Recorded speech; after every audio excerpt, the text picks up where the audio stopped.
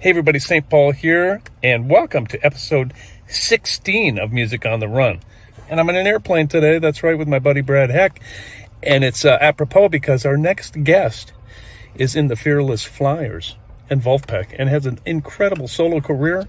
Cory Wong is next on Music on the Run.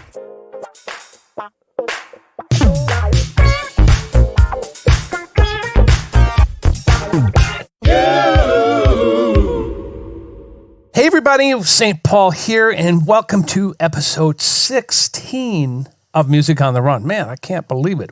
This is our fourth Zoom interview here in the Peterson basement. We've been making music down here since 1958. A few good notes and a lot of bad notes have been played down here, but we've been having fun, and it is so cool to broadcast from my family home. All right, let's get to it. My next guest is an incredible musician, writer, producer, and artist whose career has absolutely skyrocketed in the last few years. For example, he plays with Vulfpeck, Fearless Flyers, to name a few, and he has an incredible solo career. And he's one of the funniest dudes I've ever met in my entire life. Let's welcome the pizza man himself, Cory Wong. What's up, man? Thanks for having me. Thanks for that flattering intro. Well, dude, it's so funny because I've known you for a lot of years, and it has been such a joy to watch a good guy and a talented musician like you having a great wave. Man, it's fun. Really fun. I appreciate it. Where are you right now, by the way? You in Minnesota? I'm in Minneapolis. I'm chilling, dude. I'm at home. Yeah, as I have been the last few months. Oh, yeah. So things have changed just a little bit in the last 3 months for every musician friend of mine. But you know what? You never stay stagnant, ever. Yeah, I try. One of the things about that is like, once I'm doing something creative, a lot of people think, or a lot of people go through their process and it drains them from things. But I really feel like the more creative I am with things, the more creative I become. And then the more inspiration comes. So when I'm working on projects and when I'm working on things, rather than draining me out, it feels like it fills me up even more. It's like a flower that blossoms rather than a gas tank that empties. Well, I'm sure you've got a million different ideas, but what's cool about you is that you don't sit by yourself. Well, at least I don't think you do. Sit by yourself and go, I got to do everything. Me. You go like, wouldn't it be great to have Michael Bland on something? Wouldn't it be great to have Sonny on something? Wouldn't it be great to have Joe on something? You pass these nuggets out to different people, and you bring people together like somebody else I used to work with by the name of Prince. He recognized people, and he would bring the most unsuspecting people together that you wouldn't necessarily think would work. And I think you've done a great job of that. You're recognizing talent, bringing people together. And you know what else I want to point out to you is that you look like you're having a damn blast. Well, I am. I genuinely am having such a good time doing it. I sometimes can't believe that it's my job. Like I sometimes feel like one day I'm going to wake up and the bubble's going to burst and it's going to be like, joke's up. Yep. Just kidding. All right. Hope you enjoyed it. And, man. I have been. So I just try to keep, enjoying it and counting myself blessed for the things that have come and continue to come. And yeah, it's been awesome. How many records have you put out in 2020? Well, I started January with a record called Elevator Music for an Elevated Mood. And that is one I had worked on in 2019. It's kind of a part two to the record I released before called Motivational Music for the Syncopated Soul. Right. So it was kind of a two-part series. I wrote a bunch of music, recorded a bunch of music over the course of like a year and a half. Right. And and it was just like, I kind of have two collections of music. I don't want to pull it out. I feel like releasing a 20-song record is a lot to ask of a listener in today's day and age. True. And that's smart, though. I think. Yeah, it's a lot to absorb.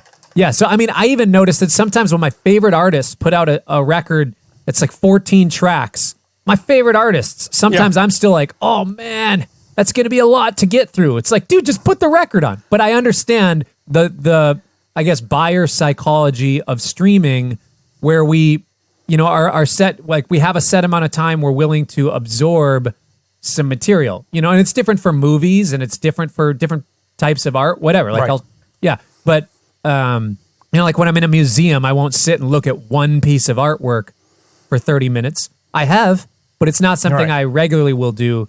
I'll normally, spend a handful of minutes on each piece and then continue to move on in a similar way where I think people will absorb that amount of songs and then that sort of thing. So I started the year with kind of a part 2 record that I had been working on the year before. And then I released a live record, Cory Wong and the Metropole Orkest. Oh, man. First of all, that, let me see it. Let me see it. Pull it out. Show it the listeners and the video people. Man, that's just beautiful. Thank you. How does that? Because I'm going to do a gig with Vince Mendoza, who did the orchestration. Nice. Correct? He was the conductor. He didn't do the orchestrations. He didn't conducted. Okay. Yeah. So it takes a while to get to that point. So how long was that in the planning?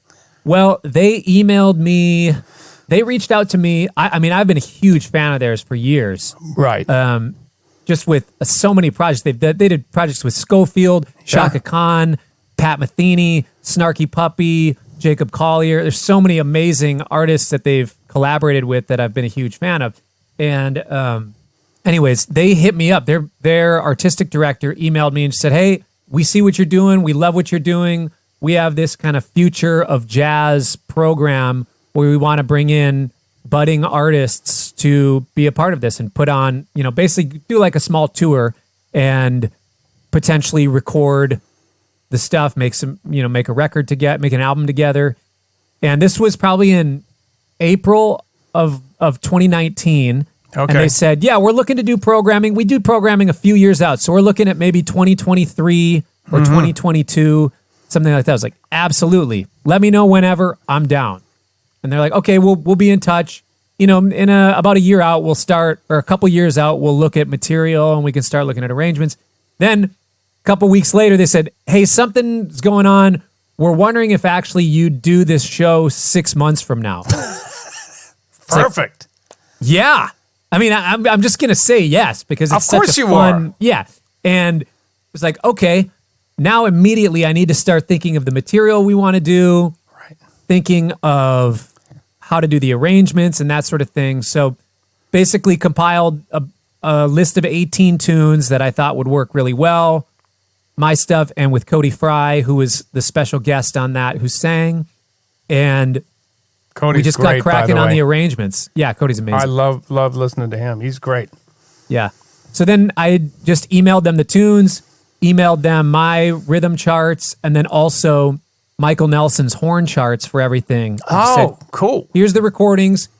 Here's the studio recordings. Some of them have horns, some of them don't. Then here's a live version with the added horn section. And then I gave a pretty detailed description, like, okay, in the A sections, this is dynamically and, texture-wise what I'm looking for. B sections, this, bridge, this, just to kind of give a pretty clear vision. So when the arrangers got to it, okay, this is what he's looking for, but also enough space in there for the arrangers and orchestrators to put a little bit of their own fingerprint on it.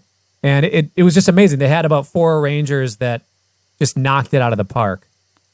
Did they send you the arrangements back and forth? Did you get to comment on them, or did you just go out there and go, it's going to be what it's going to be? He said, so I talked to Vince Mendoza about it. He's like, yeah, normally they just do the arrangements because the artists are just kind of, yeah, whatever you think. But if you want to, we can send them to you and we can give a little feedback. The majority of them they sent to me, and there was a couple tunes where it's like, this voicing is weird, or there was one case in one song where it's like, they were hearing something, they were really hammering on like a C13 9, where I really just wanted basically a straight up C7. So for all you runners out there, you don't need to worry about all this technical music stuff. This is, don't worry about that. But there was a lot of, for the most part, it was like, this is amazing, this is great. And then for those listening, a conductor's job is to make sure that everybody in the orchestra is working together to kind of guide through that, but also through the rehearsals, acting in a similar way with me as a music director for everything that's going on. When he would see something in the chart that when we played it in the room, it was like, this feels a little too thick here, or there's a little too much going on. He was kind of acting also as a reductionist. Hey, should we pull this out? Or hey, should we make them a lot quieter and that sort of thing? So between he and I, we started to do that. So Vince is, in some ways he did help with the arranging just in his conductor position because he was using his instincts on the arrangements and whatnot to kind of get him to a place where we all felt like it was working the best. Well, I commend you to be able that you were able to separate yourself, first of all, without freaking out, because what an honor, number one. Number two, to go, okay, I'm the featured artist here, but I'm going to sit back and critique and figure out exactly what my arrangement should be. I mean, that is the true sign of a pro, that you could separate yourself and sit back and make those critical judgments and arrangement changes basically on the fly. But you had somebody in your corner who was really helping you along too. Let's go back a little ways first. So you and I have known each other a long time, man. Yes. Which is really cool. And that makes the journey for me watching you so much sweeter for me. But you're not originally from Minneapolis, but you grew up here. I was born in New York. I was born in upstate New York in Poughkeepsie. Okay. At Vassar Hospital on campus at Vassar College. Anyways, Oliver Leiber went to college there, of all things. Really? He did. That dude's funky. He is. That dude's sick. I'd love to see you two on a hit together. That'd be fun. We'll make that happen. I like that. My family only moved there because my dad. So my family is from Minnesota. My dad worked for IBM for his entire career, but he was relocated to Poughkeepsie for a 5-year period, and that's when I happened to be born. Got it. So family was there because my dad had to relocate for his job for a few years. I was born there. We came back to Minneapolis, basically, but like before I started kindergarten. So once I started school, I mean, Minneapolis is home. I don't know a single person in Poughkeepsie. I have not been back since we left, and I couldn't name a single street or restaurant or the address we lived. So you're from Minneapolis? Yeah, I'm from Minneapolis. St. Paul? Yeah. I grew up in Fridley. Oh, you grew up for Fridley? Yes. Uh-huh. But Minneapolis, Twin Cities, as you know, it's all. Yep. So how did your family react when you told them that you had this passion for music? Were they supportive? Super supportive. Now, I don't come from a family of musicians. I have an aunt who's a musician who played in the church choir and stuff like that, played piano. But my parents are not musicians, but they're big music fans. My dad's a huge music freak. I mean, you've seen him all around the Twin Cities at shows and whatnot. That's right. But he was a big music fan, so he was excited to, in some way, kind of vicariously live through me as a musician. Some of his best friends. Oh, you know some of his friends. He went to high school with Scooter and with Dick Shopto and with Brian Peters. You gotta be kidding. See, I did not know that. Yeah, so a lot of these, and for anybody who's listening, these are some cats that play around town, have played on session guys, Paul's friends of Paul's, they're musicians in the Twin Cities. And my dad went to high school with those guys. Brian Peters lived with my parents when they first got married, I believe. Wow. Anyways, in the same house. But so my dad was around music. He was a fan of all kinds of music. So he was really supportive. And, oddly enough, by the time I realized I should do music as a career, they were like, yeah, of course you should. This is, quit messing around doing your little science degree. Go play music. Wow. So let's go there. You were at the University of Minnesota first? Yep. Pursuing what? Well, when I was in high school, I worked for an architect as a drafter and kind of an assistant. So strange thing. So we had a CAD, computer-aided drafting design program that was really great, and I just absorbed all of it. I got really good at it. By the time I was in 10th grade, I had taken basically the entire high school's worth of courses and was really passionate about it, along with music. So I got a job for an architect because there was an architect that came to the job fair and I was curious about what that whole thing was like. So I worked for an architect. I figured maybe I want to be an architect. Then I did my first semester in college in architecture, and it was not, I loved drafting, but I didn't love architecture. Or being what it would be to be an architect. So then I started, I was really into the science classes that I had, so I basically morphed over to like physiology and biology in that thing, and that's so elusive. I don't even know what I would have done. Like maybe gone to med school or something. I don't know. I'd still be in school now. Anyways. Right. Yeah. But then it was like, all right, this is fun. This is cool. You were gigging this whole time though, right? I was gigging as a jam band. I had a band with my buddies from high school, and we were just kind of playing around town that way. But I wasn't out working. It wasn't my career. I was teaching music lessons and stuff for money. But then finally when I decided, all right, forget it. I'm transferring to a music college, go to music school. Boom. That's when I started really just going full steam into the music thing and then started gigging.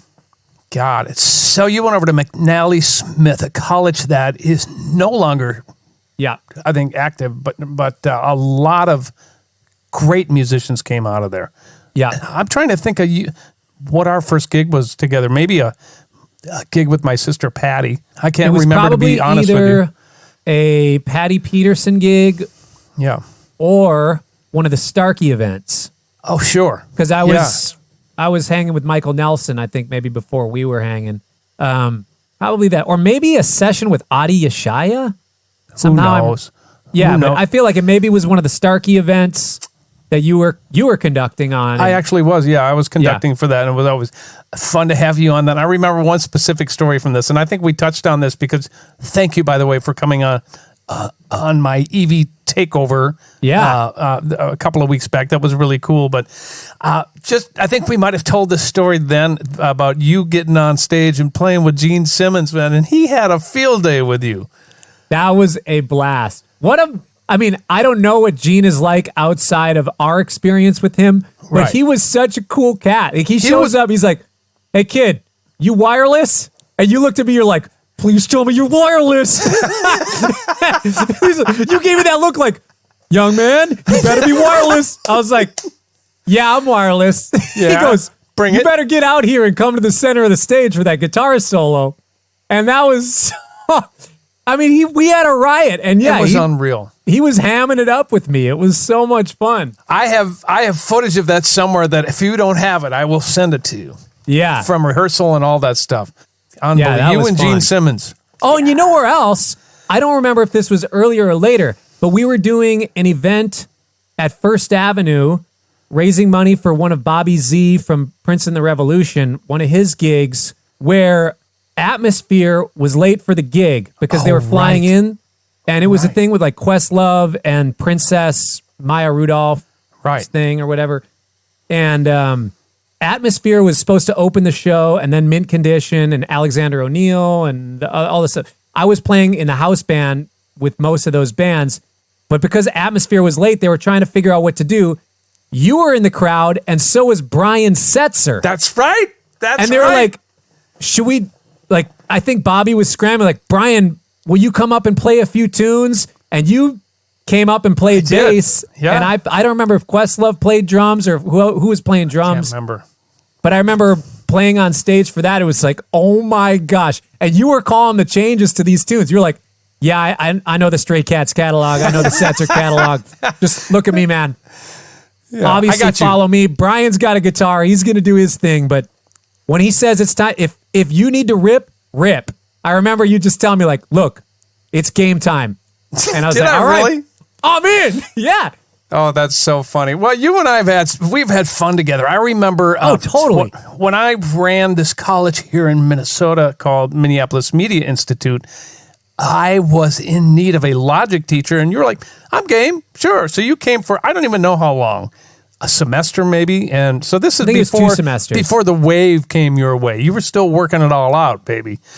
And I think, what's really funny about when I look at that, and I wonder how much, as you look back at these things, how much of that was building you into being able to handle what you have going on today.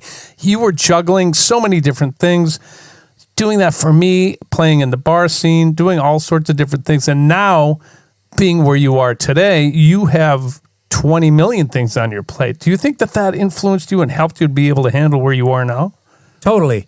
I mean, you touched on one of them, which is just learning how to juggle a lot of different things in a lot of different realms. Yeah. So it's one thing to be able to handle learning a bunch of tunes for gigs and memorizing them and just going out and crushing the gigs. But then also, in the modern age of being an artist, there's a certain expectation of a level of being a producer yourself. And I had the logic skills just from my own college experience and working in studios and doing that for necessity and for my job. But having to explain a DAW to a group of students in a way that helped them understand it, try to inspire them. These kids were all working on Pro Tools and they were comfortable with Pro Tools. This is like, all right, I need to inspire these kids to see what another DAW could offer them and why they might use it and what are some of the similarities, and then just really being able to explain it. That was, in some ways a sales gig, because I'm trying to sell these kids on the idea that Logic is a viable option if you connect with it. Or, there's certain ways that, it's cheaper, it comes with a bunch of instruments and blah, blah, blah, whatever. Whichever you use, doesn't matter. But teaching it and explaining my process of producing songs in Logic, mixing in Logic, it was really fun because it helped me shed and really have to hone in my own skills to show it. Like, okay, it's not just, I don't know, I put an EQ on this thing. It's, well, I use this EQ for this reason. I use this compressor for this reason. And here are some of the things that you can do to build your own software instruments or use the ones that are available.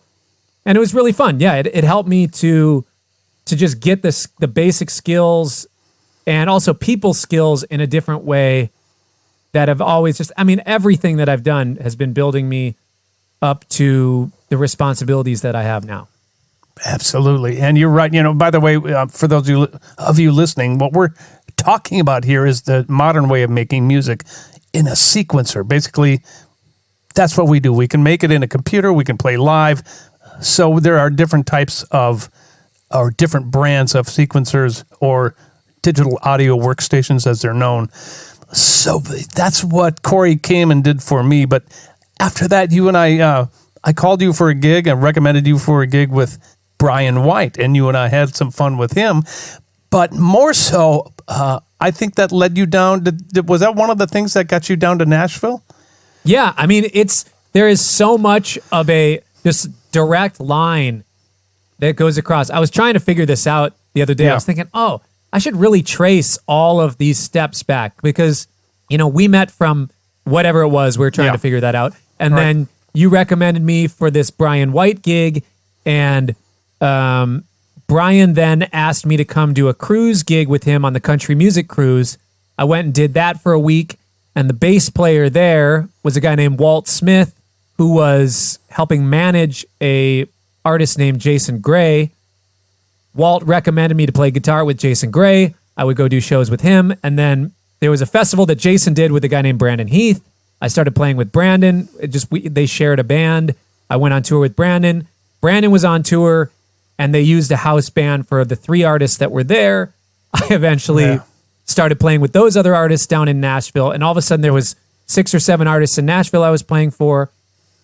One of those people, along with Steve Gould, who's a drummer from here and was playing with Sarah Bareilles, then started playing with Ben Rector.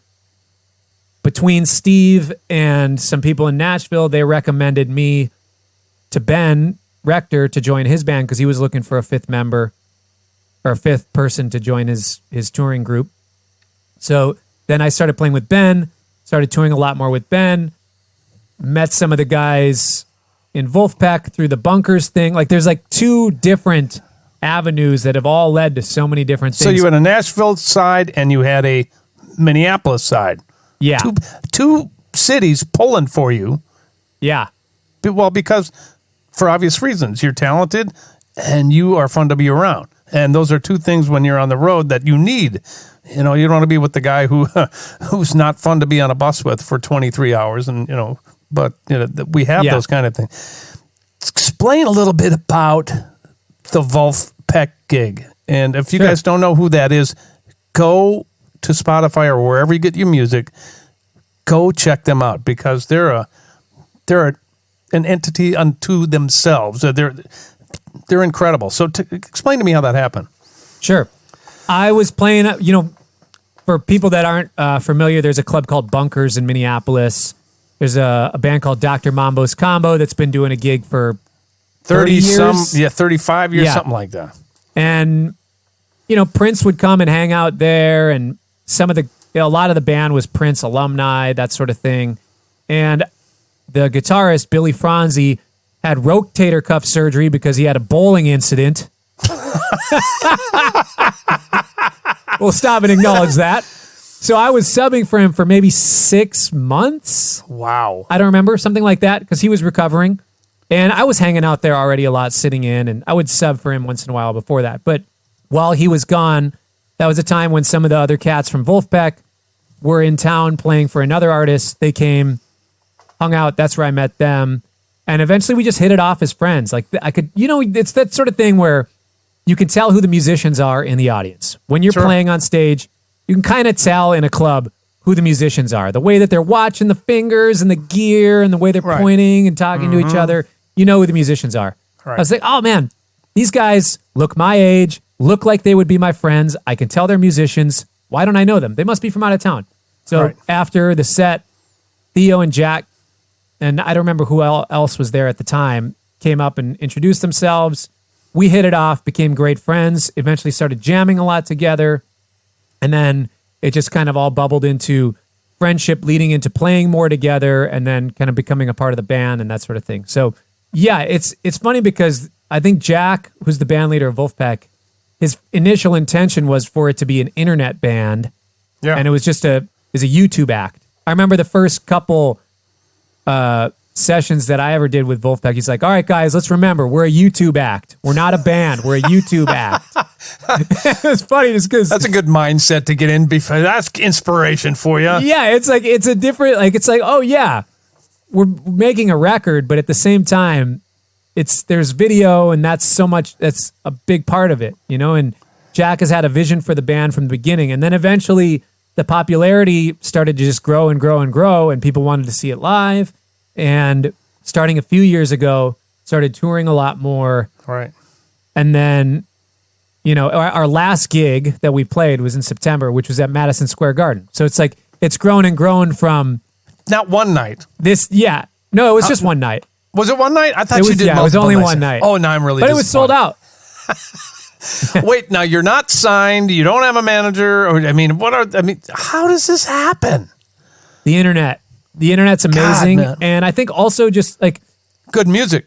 Yeah, that. And we have Joe Dart, who's like the best bass player of our generation. By the way, please tell him I'm a huge fan, would you? I will. Please tell him that. He's a bad dude. And just so many... there's a band of characters. You know, it's like we're all our own kind of character on our instruments, but also in real life in a funny and cool way. And you have Jack, who is... a visionary, and you know, the Billboard and Rolling Stone articles are like, this band sold out Madison Square Garden without a manager. It's like, yeah, but Jack also really is the manager of the band. Okay. And you know, we don't have a traditional management thing, and there's no label, but Jack runs Wolf Records, which is its own independent thing with only Wolfpack and Fearless Flyers on it. But Jack really is a visionary, and the thing that I tell people is, you see somebody who is a complete master of their craft. You watch Chris Thiele play the mandolin. You watch Yo-Yo Ma play the cello. You watch Brad Meldau play the piano, or Keith Jarrett play the piano. Yeah. The internet is Jack's mandolin. Is that right? He just gets it. Wow. And he understands the internet in a different way. And that kind of is, you know, a fun way that he's been able to express himself with the band and with the way that he's built it through the internet. And it's incredible to see, because I've watched his ideas flow. I've spitballed with him, so many, I mean, he's had so many ideas that I've heard him talk about that are brilliant. Yeah. It's like, I know they're coming and I can't wait for them to come out. Or some that, you know, he's thought of, it's like, I don't think that would work. And watching him go through that process and think through that, it's like, wow, you know, and that's inspired me and helped me learn a lot and start to think about the way that I do things on the internet. You know, it's like playing with other amazing musicians. It calls you up to a higher level. And it's funny. You'll appreciate this. I'm going to interrupt you because I want to give you a compliment because I can tell that you learned from your experience there and you took it to a whole new level. You Coreyized it, right? And you, starting with your green screen band, go check that out, you guys. Go check out Cory's. Please, before we get off here, make sure we know how to find you and see all your videos. But then you started doing these things where you would play live in the studio and do one camera. Whether Vulf started it or you started it, I don't know. But it would be one camera on a Steadicam, turning it with a certain filter to look grainy and stuff like that. People all over town, hey, just Cory Wong it, man, just do that. So you became that guy. That was a Jack thing. That was part of Jack's vision. That single shot iPhone. Easy thing. And then it actually, so that I started by doing the green screen thing. I would spend hours making these videos, trying to, and developing a sound. Sure. And a look, right? Developing a thing. Yep. And then it's like, I should do some of these where it's the session thing, where people just see you in the room, right, feel like they're there watching. And those videos got more response than the ones that took me a ton of time to do. So it's like, all right, screw it. I'm going to do, if that's what people are digging, it is so much easier for me to do that. And Jack, he said that all the time. He's like, just do one camera. People will see the thing. And it also, there's a different level of pressure, as you know. It's like, this is the take. It's on camera and we're recording it at the same time. It's going to be the take. So let's get it right. Right.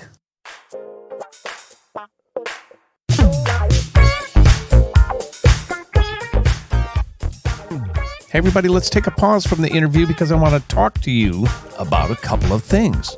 Number one, if you like what you're hearing or seeing, do us a favor at Music on the Run. Please share these links. Please give us a review. Tell your buddies about us. We'd love a bunch of your friends to come along for the ride and get all these great nuggets of information. The second thing I want to talk to you about is partnering with us. It does take a lot of financial resources to put this show on. And if you'd like to help us out, go to www.patreon.com/Music on the Run podcast. That's patreon.com/Music on the Run podcast. And it will explain how you can help us. And of course, we've got some great incentives on there as well. Early access to podcasts and videocasts, behind the scenes footage, and great Music on the Run merchandise. Go check it out. Now, back to our interview. It works so well. And it's so funny because I come from the school a generation or so before you where everything has to be perfect. Mm-hmm. Perfect, meaning especially visually. So you spend thousands and thousands of dollars trying to get this right. And what people really want to see now is the raw, real stuff. So it took me a really long time to figure that. I'm like, that's not me. I got to do it this way, and I got my way, and all these things like that. And then I've just did the one camera shoot.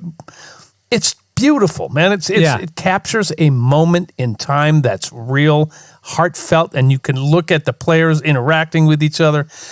Super, super cool. So my pocketbook thanks you for that. I appreciate that. Yeah. Well, I mean, it makes sense to a certain degree also, because it's like when somebody feels like they're there and there's no doubt, it's the thing that's happening. That's it translates, and people connect with that. So it's cool to have it be something like you're saying that is so low cost. I love that. It's great. Well, what's also cool about that is it captures your personality. Like I said at the beginning of the show, you are one of the funniest cat. You have the most infectious laugh. You have fun when you're playing music. You're a badass who doesn't take yourself too terribly seriously. Exactly. And it shows up in your branding, but in everything you do. And I think that's an attraction to people. People love that. They feel like they know you.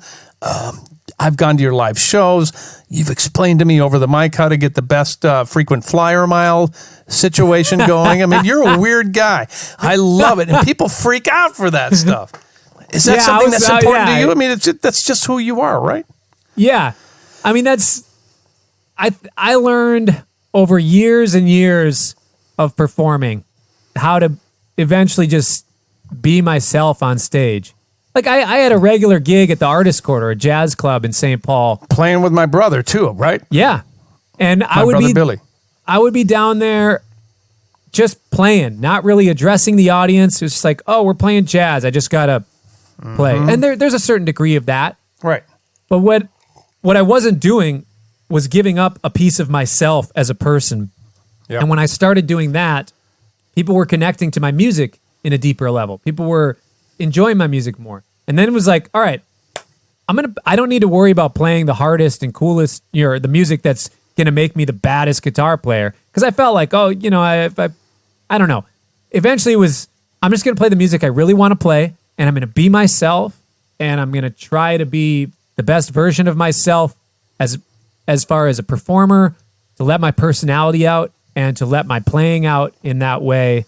Eventually it's just started to grow in a thing. And as far as performance goes, what I've watched and kind of found is that a lot of my favorite performers and the best performers, when they're performing, what you are seeing is, this is what I've subscribed to, and it's been my interpretation of a lot of performers, is that what you're seeing is the full version of me amped up by 10 or 15%, right, to really telegraph my personality. So when I get on stage, you get Cory Wong plus 10 or 15% just to really kind of almost, even in my own mind, switch on, like putting on the Superman suit or the Spider-Man costume. It's entertainment, man. Yeah. So it is though. Yeah. So when I put on that persona, it is me, but it's just an amplified version of me. And then what I've noticed is that it connects in a different way. And I've noticed that with Theo from Vulfpeck, with Jack from Wolfpack, who've been frontmen for their things. And yeah, I mean, Ben Rector, similar thing. You see Ben for exactly who he is, amped up 10 or 15% for that live energy. Right. How would you describe to the people listening what kind of music you play? I mean, I have my ideas of what you could describe it as, but how do you describe what you play? Yeah, I used to have a good answer for that. Now I'm not sure, but the majority of it is guitar-centric, funk, fun music to have a good time. And I mean, for me, like, my guiding light is joy, and to help people to feel like they're having fun, to bring an energy of joy. So, I mean, it might sound lame to say joy music. It sounds like something you see at the end cap of at Borders, but I don't know. It's instrumental funk pop music. Yeah. But occasionally I have singers. Accurate. Say again? I said, I think that's totally accurate. Yeah. I think it is. You talk about joy, man, and by the time this podcast comes out, it'll probably be 4 or 5 weeks since the tragic murder of George Floyd in Minneapolis. Mm-hmm. And I want to point out to the listeners the messaging that you've been putting on your social media. And can you tell me how this terrible event has affected you as an artist and as a dad and as a human? Yeah. I like that you asked those 3 things: the artist, the dad, and the human. It pains me to see on a human level, it pains me to see something like that happen and see somebody get murdered. I mean, that's traumatizing to some degree. And it's even more traumatizing to anybody who's black in America who knows that that's a reality, that is something that's more likely to happen to them than you or I. Yep. And there has been so much history of inequality and injustice. And, it was how many times do we have to see something like that to happen before there's real change? And for it to be down the road, I mean, that's probably like halfway. Where that happened is halfway between where you and I are right now. I know where you live. I've rehearsed in that basement, in that room that you're sitting. So that's like halfway between where you and I are right now. And, obviously that hits home in a certain way. And as a human, I feel like we need to say Black Lives Matter because there's so much change that needs to happen. And I feel like for those of us that have a platform, it's important that people know how we feel, important for us to tell people how they might be able to either donate to a cause or how they can, in their own communities, help out. Right. And I don't know, there's at first it was really sad, heartbreaking. It was really upsetting. It made me angry to see that happen. And then, in some way, I don't know, it made me hopeful after seeing so much of the response. But we know that hope is not a strategy. So it made me want to act on things and find out how I can use my voice as an artist and as a person to help the cause. I don't know. And then as a dad, if this was the first time that I had talked to my kids about this sort of thing, I wouldn't think it would probably, I mean, for some people, it's the first time they're talking to their kids about this. Yeah. For me, it's not. And I'm, am I happy that it's not the first time? I know that it's good that it's not the first time that I've talked to my kids about this because, you've met some of my family. I have a Chinese family. Like we're Wangs. Yeah. And they're my kids' cousins, are mixed race. We have Black people in our family. We have Asian people in our family, Native American people in our family. So it's just continuing to navigate those conversations and helping them know what has gone on in history, why it's wrong, let them know the realities of things that have happened and what are currently happening and why people are really upset about it and why people have tried so many other ways to stand up for, against these injustices and many of those things not working or many people just not being heard. Right. To why it is the way that it is now. But I don't know. I've been trying to wrestle with it and then just figure out like, okay, one thing that I can do is use my financial resources. So I'm giving a month's worth of all my income to a bunch of different causes and organizations and nonprofits. And yeah, I don't know. I don't have an eloquent way to say it, but I'm just trying to, learn myself and figure out how I can help make a difference. Education is such an incredibly important part of that. I think education for people my age, people my parents' age, kids, being a white guy who plays Black music, I feel somewhat insulated as a musician because the Black community took me in like that. Mm-hmm. There was no question. And when we would have conversations, they weren't certainly about race relations at all. We just like show up, play the gig. And I've had countless conversations with Stokely. He's actually my guest previous to you. And we talked, he was one of the first people I called. I'm like, I really don't know how to help. I really don't know what my first steps are. And I think there's a lot of people out there who feel the same way. What can we do so it just isn't a part of the news cycle and then it just goes away? Mm-hmm. That, to me, and he explained to me, Stokely said, look, you just calling me and having a conversation, number one, means the world to me. The other people I've spoke with is get educated because there's so many things that, embarrassingly, I did not know enough about. Mm-hmm. So I'm educating myself, which means I need to educate my kids. I have grown kids. My kids were protesting. They knew more than I did. They were like, Dad, come on now, let's go. So they were in the know. But then I don't have grandkids yet. But that talk that you're having with your children and the education that they need to know about, I think, is part of the change. And you're right. Your ability to have a platform and to use it for good and for education and to putting your money where your mouth is. by donating a month's worth of streaming and your entire income. And you're a family guy. You got bills to pay just like anybody else. And COVID has been making us, sit at home. So for you to do that, man, that's really huge. And you do, off the top of your head, have was it 3 places that you're designating money for? There's a bunch of them. One of them was Equal Justice Initiative. One of them is the NAACP Legal Defense Fund. I have my list here. Yeah, please do. And maybe we can include that in the links on the show as well. Yeah. George Floyd Memorial Fund, Black Visions Collective, Minnesota, the Know Your Rights Camp, Holy Trinity Lutheran Church, which was like an area where they were kind of a medic station and resource station during all the protests and everything in Minneapolis, a place where people could go and kind of something like a respite. And they were helping with resources and putting things out. A handful of things like that. Like I put a bunch on my Instagram and my Instagram stories. I pinned them to my page. So if you go there, you can see. What is your Instagram address? It's at Cory J. Wong, CoryJWong.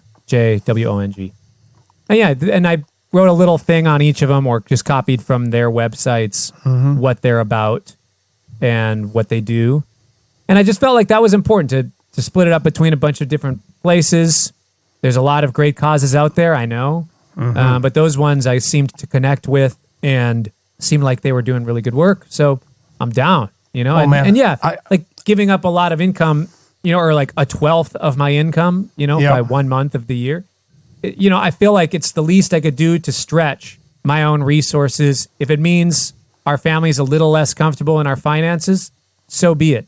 And I'm just trying to use that as the example and just put my money where my mouth is. This is what I believe in, and here's my commitment of this, and not just this month, but a long-term commitment, because as we know from hundreds of years of things happening, it can't just be here's what's now. I really do believe that it's a long-term thing, and it's going to be a lot of reconciliation, beyond our not going to happen overnight, is it? Yeah. All right.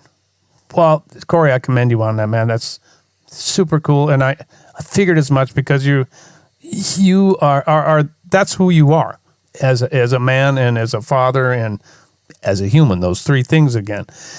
So let me carefully transition into music on the run. Okay, so you are on the road. Well, not right now, but you are normally on the road.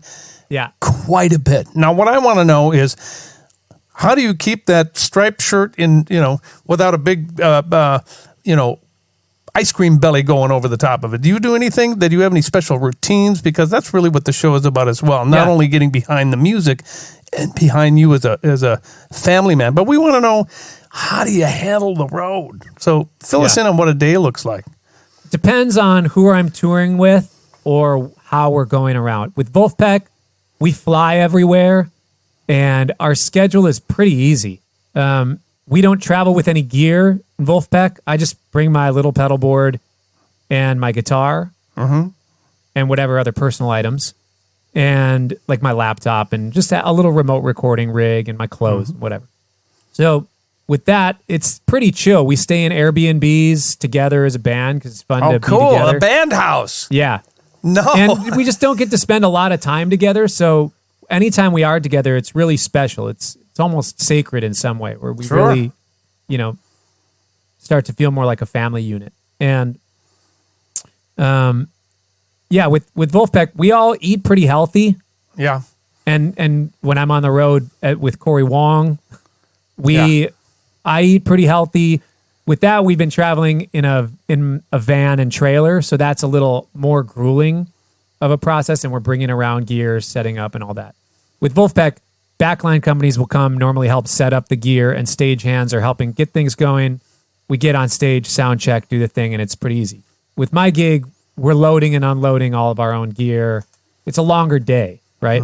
And if we're in a van, that means we're not traveling while we're sleeping. We sleep in hotels, wake up, drive for 4 hours, then arrive, load, and all that, blah, blah, blah. But as far as on the road, how to stay healthy, I live a pretty healthy lifestyle. Like I try to eat mostly a plant-based diet. If I'm drinking alcohol, I don't do it in excess. Yep. I like to have a couple glasses of wine or 2 beers, but I don't really go overboard. Maybe, a couple nights on tour, we go out and have some fun, but it's never going overboard. And it's never, we don't do drugs. I have a pretty strict policy about not drinking before the gigs or on the gig. I just don't like that. I know other bands feel way differently about that, but I don't feel like it's ever helping to be drinking before or during a gig. Yep.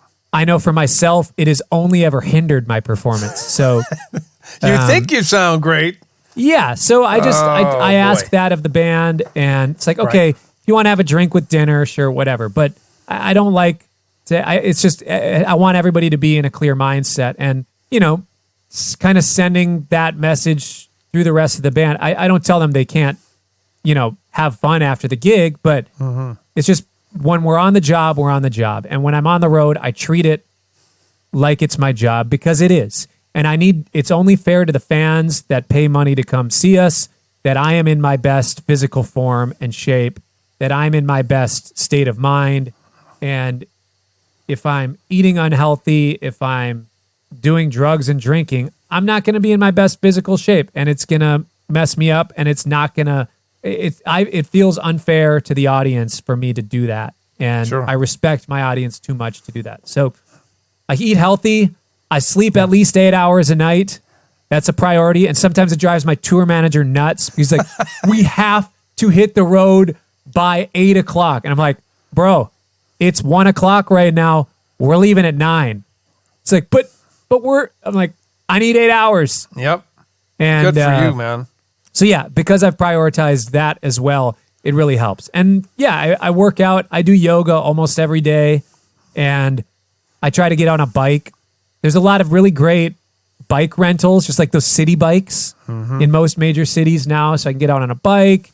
Instead of taking an Uber to go to the coffee shop, I sometimes like to take a bike. Yeah, those sort of things. Cool. That's super helpful. I think that's inspirational to people who are out there and trying to keep it all together, because I know those are all stress relievers, especially yoga. Yeah. I think I've told you before, I'm probably the tightest man ever in life, and yoga isn't for me, but running is for me. Yeah. So maybe one day when I grow up, I'll try to yoga. You know what I mean? Yeah. The other thing that I noticed about you is that you have your family unit is so important to you. Explain to me the team methodology of when you go on the road and how that all works. Well, a lot of it I learned from you directly. We had so many conversations as I was starting to tour. You were one of the main people I was reaching out to, asking like, look, man, I want to make sure that I can keep this thing together. You've done this for a lot of years. What's some advice? And you gave me some great advice. A lot of it being, I think the main one, the overarching principle is, I'm not leaving town because I don't want to be with you.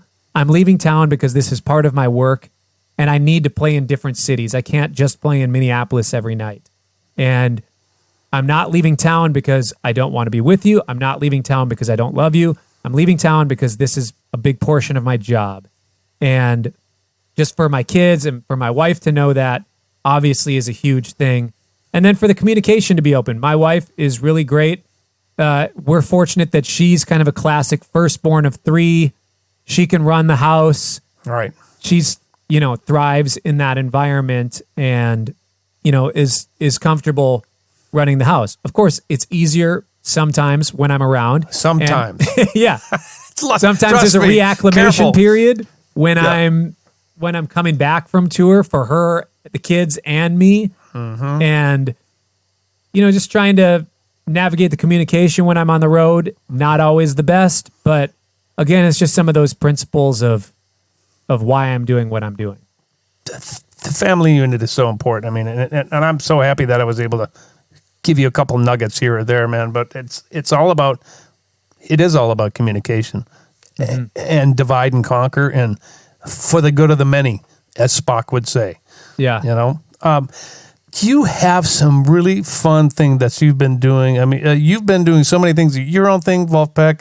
Fearless Flyers. But tell me briefly, because I'm going to let you go here, because I want to be good to you here with your time. Talk to me about The Late Show with Colbert. Yeah. So I met John Batiste, who's the music director, band leader for The Late Show. We met on Live from Here. Right, with Chris. Yeah, with Chris Thiele. Thiele. Yeah, I'm not can never pronounce his name. Sorry. So what was Prairie Home Companion? Chris Thiele is the host of that, but there was a week that he couldn't make it or something. John Batiste was the guest host, and I was in the house band, and we just hit it off immediately. I showed up to rehearsal, to sound check rehearsal, and it was him and a couple other guys. Not everybody was there yet. I started plugging in, playing. He turns around and goes, "Ooh, nice." Boom. We didn't even say hi yet. Like, he was playing on the piano when I walked in, just kind of figuring out some of his own stuff. I plugged in, started getting my thing going. We just connected immediately musically, and then we hit it off on a personal level, started doing some collaborations. We talked about working on some tunes together for my record. He was saying he was working on some of his own music he wanted me to record on. Wow. And he invited me to start playing on The Late Show with him. And eventually it just led to, oh, you should come out for the week. Just play on the show for the week. And then, you know, it was eventually, like, for a while, it was basically 1 week a month I was going out there and playing, which was really fun. I like doing that. You know, it's different than the routine that I have here. Like, there's a whole routine there, and it was fun to jump in for a week and do that.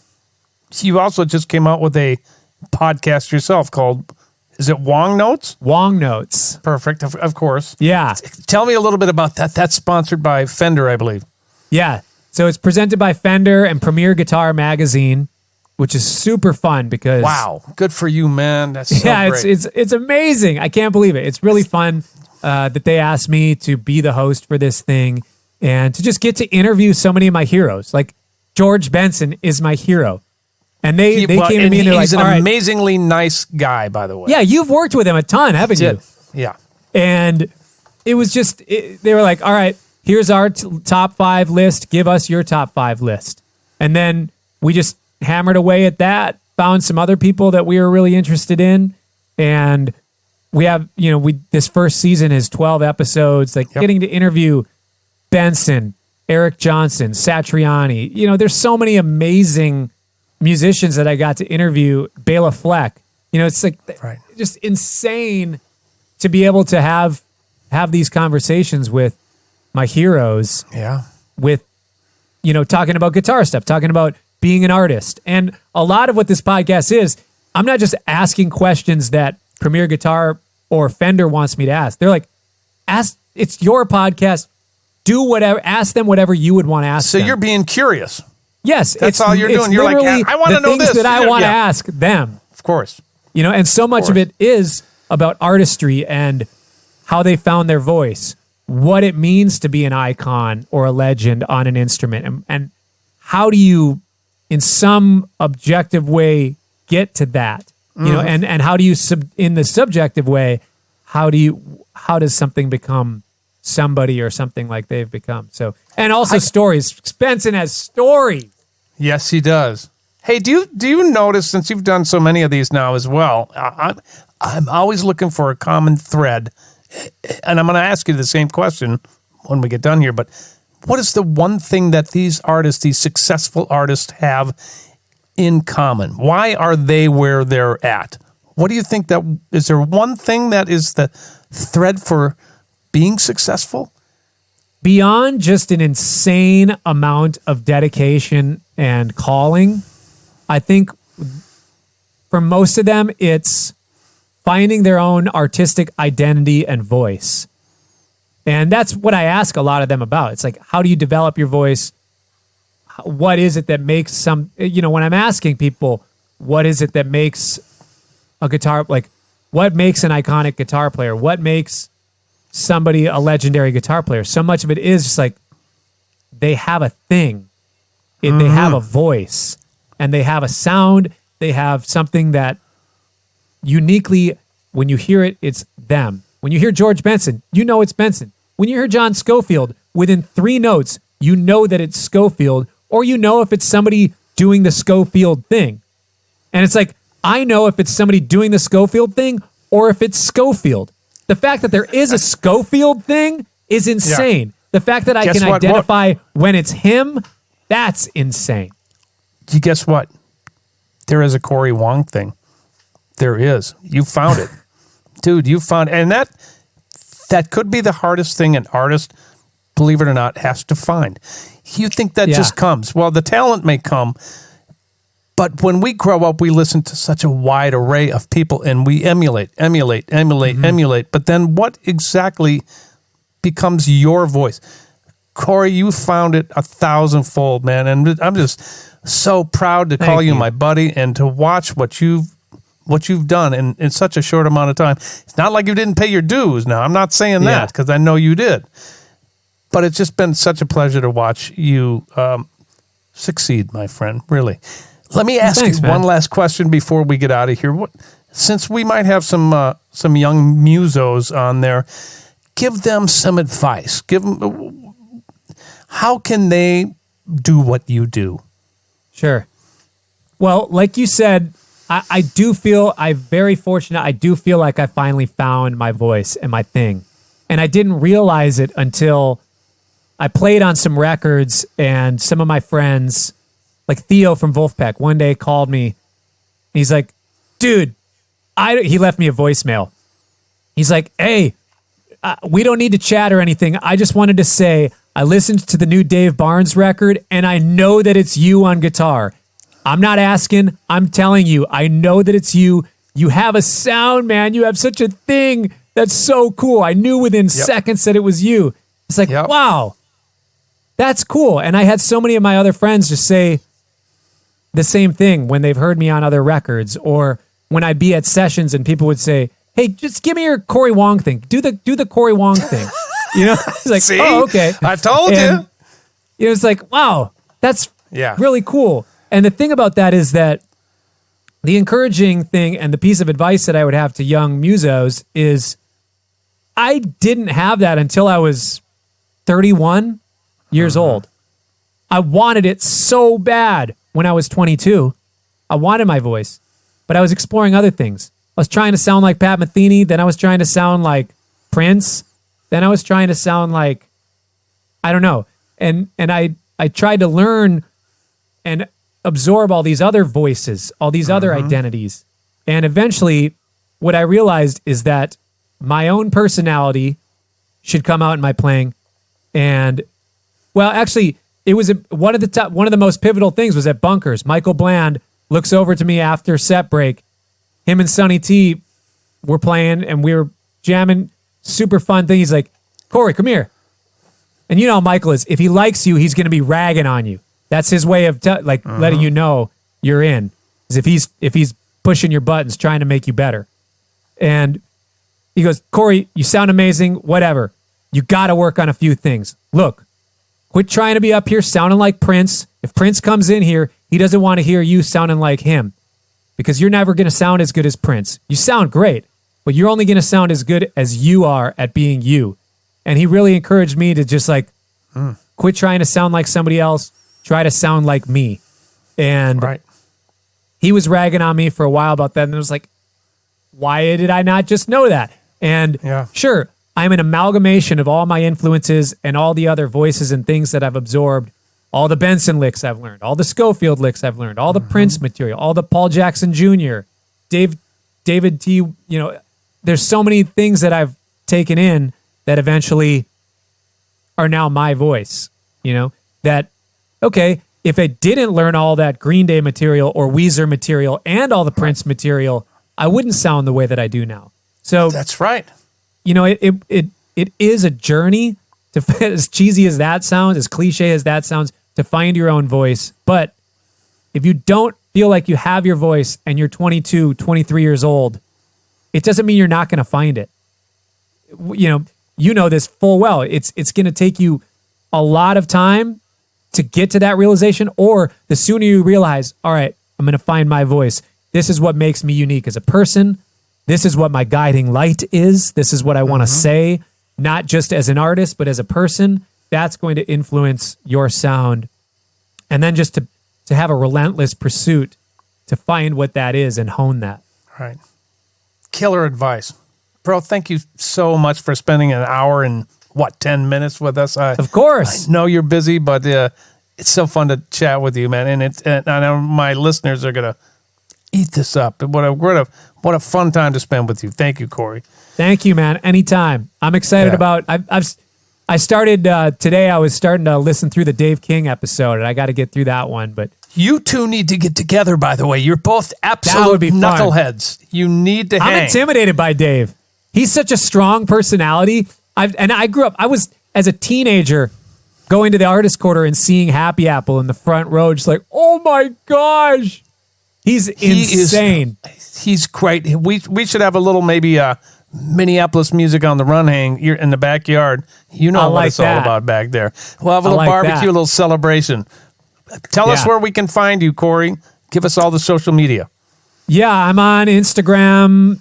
I mean, you just search my name on Instagram or Facebook. I got a YouTube channel, all kinds of videos and whatnot. All the videos that Paul was talking about, from the ones that took me tons of hours to the ones that are just one shot on an iPhone that you just sync up. Yeah, I mean, I'm on all those platforms. Find me anywhere. Beautiful. Thanks, Cory. That's episode 16 of Music on the Run with my buddy Cory Wong. Thank you so much. We'll see you in 2 weeks. Ow! Music on the Run was hosted by yours truly, St. Paul Peterson. Edited and produced by my buddy Davide Raso. Video editing by Ivan Sebastianov. And a very special thanks to the people who financially support this podcast. And remember, music is a real job.